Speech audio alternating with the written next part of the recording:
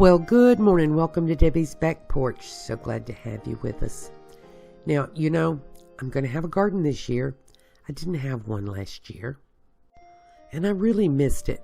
So I thought I needed to start a few tomato plants and pepper plants, and I got a new gadget, and I'm going to show it to you.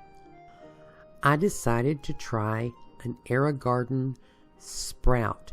It's the smallest little AeroGarden you can buy, and I got the seed starter kit that you can buy to go with it. In this video, I'm going to show you the starting process, and then in 2 or 3 weeks, when I have some growth, I'll come back and show you that too.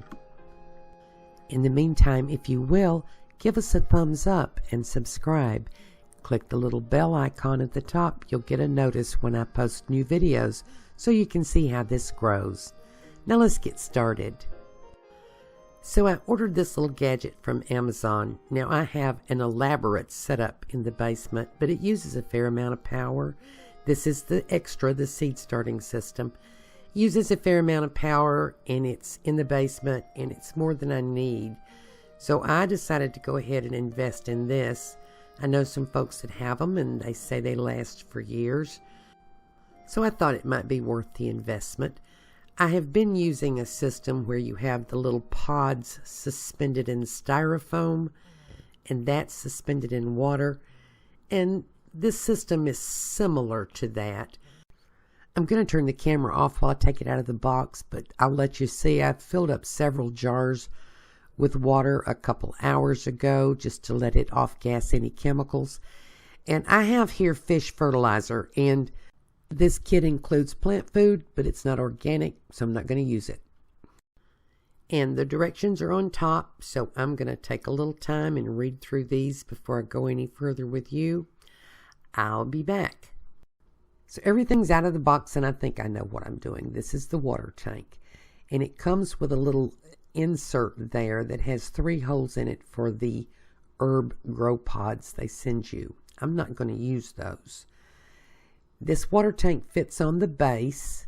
That little hole there fits on that little notch, and that's a little pump, by the way. And if you'll see here, it's got a fill to line. So I poured my water in to that fill to line, and this is the little seed pod. Whoops! Those are the little grow sponges, and they're dry. So I'm going to let them rehydrate for a couple hours before I go forward. Now, to be clear, this little insert, you buy it separately, and the sponges are in it. So it's been a couple hours. And let me tell you, I'm just not real sure about this step. The directions on this say to add plant food at the very beginning and then every 2 weeks. I have never added plant food when I started seeds. Not until they sprouted and I repotted them. But it says to, and these are tiny little plugs, so I'm going to add some. But I'm going to actually, if you'll read the directions on the fish fertilizer or whatever kind of plant food you decide to use, I'm going to make a 1/4 dilute solution. That's 1/4 of what the directions say on the bottle. And I'm doing that for 2 reasons. One is because fish fertilizer can start to smell. And so I want to keep this very dilute. And the second reason is because I don't actually think you need plant food when you put seeds into water like this. So I'm going to try it. Now I've let these rehydrate, and I'm going to put it right back in there. And it fits, everything fits very easily. So then I plugged it in, and I'm kind of looking over these directions. And this, the sprout being the smallest and least expensive of the AeroGardens, doesn't have a lot of bells and whistles here. There is a little light that comes on right above my thumb that comes on to show you when you need to add more plant food. But it doesn't actually sense the solution in the water. It just comes on every 2 weeks because they say you need to add plant food every 2 weeks. But we'll see about that. And the light is on a 16-hour timer automatically, which is how long you really should leave a light on your seedlings. And when you plug it in, the 16-hour timer starts. If you want to reset it, unplug it and plug it back in. In the meantime, there is a button here that's supposed to temporarily turn the light on and off without interrupting the 16-hour cycle. And I had to play with it a little bit to get it to work, but now it's working. You can see. By the way, it's a pretty bright light. And by the way, over to the right here, you see a little box with some greenery on it. Those are the little pods you would use to actually grow herbs in your kitchen in the little hydroponic AeroGarden with that 3-hole insert. And I realize I should have shown it to you, but I didn't. I'll do that in another video. So folks, I think that's all there is to it. I think I'm ready to start some seeds. I'll be right back.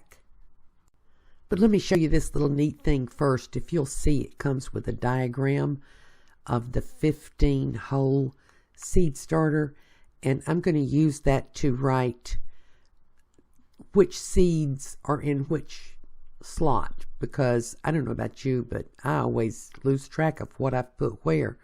So I think that'll be very helpful, and I'm going to make a copy of it and have it for the future. So I have some pepper seeds here. I'm going to start peppers and tomatoes and dill. And I have a little pair of tweezers. And, you know, I realize when I'm watching this that you actually can't see what I'm doing. But I have a little pair of tweezers. And I'm dropping 2 pepper seeds into each of the little holes. Because these little sponges have a hole right in the middle.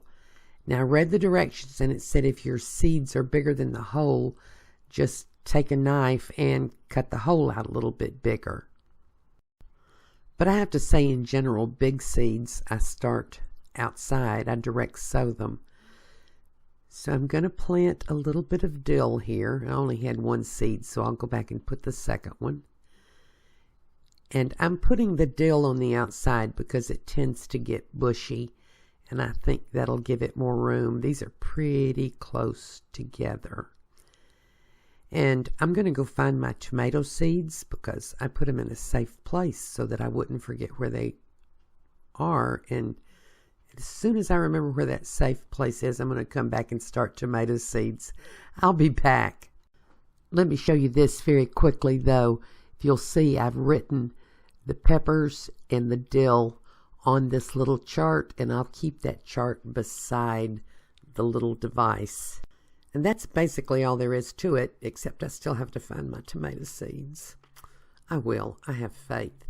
So let me just sort of show you. The light is adjustable. It will go up pretty high.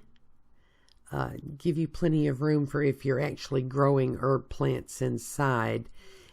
I don't think, in my mind, I don't think it goes down far enough.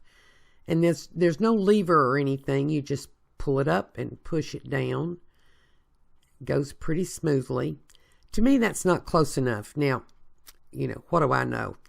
But when I start seeds in the little grow trays, I put the light directly on top of the grow tray to make it like a greenhouse. But I could be wrong, and this could be plenty fine. If it isn't, I will add a supplemental light. Now, a couple of cautions. You need to put it so that it has plenty of room. It may splash a little bit, so don't put it on your nice furniture. And you're not supposed to set it underneath under-counter lights. I think that because this is all plastic, it might get too hot. Another thing I'll mention is there's no way to set this on a heat pad. But if you're keeping this upstairs where your house is heated, it should be fine. But some seeds are notoriously hard to start and need the extra heat. So, you know, I don't know how that's going to work. I do have pepper seeds in here. I'll report on how they do without any supplemental heat. Now, the only other thing I really want to show you is the LED light. I'm old school. I'm not familiar with LEDs, but this seems mighty bright to me.